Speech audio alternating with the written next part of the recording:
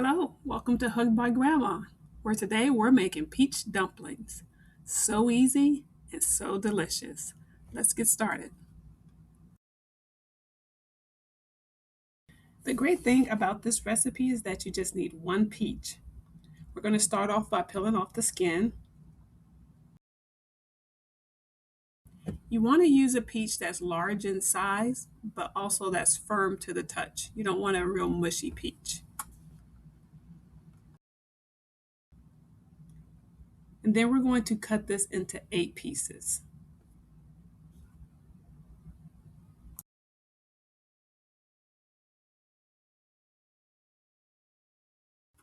I really like the use of the crescent dough in this recipe.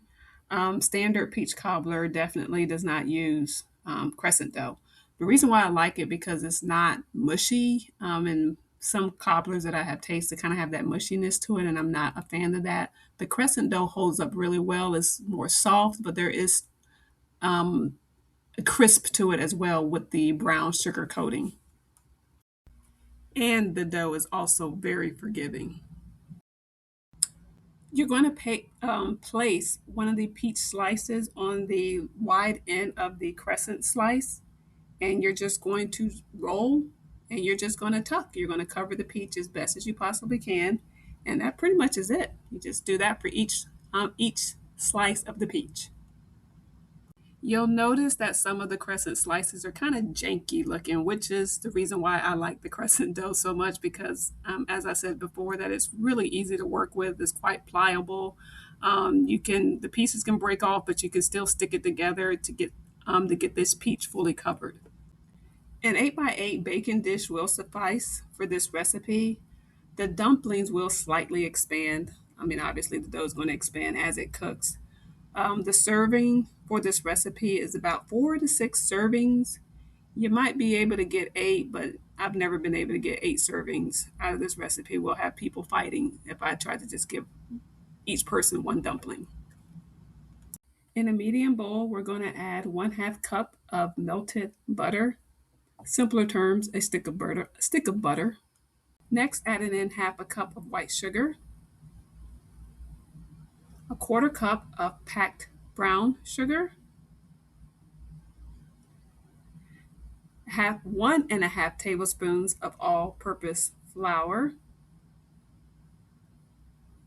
1/2 teaspoon of cinnamon, and 1/2 teaspoon of vanilla.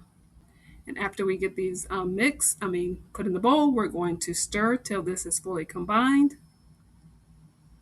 And this right here is the liquid gold of the recipe. Now you're going to just take this liquid gold that you just mixed and pour it directly over the dumplings. Try to get each dumpling coated with this. And if you missed the spot, that's okay. Just take a spoon and you're going to take that liquid gold and go back over and get as much of those bare spots covered.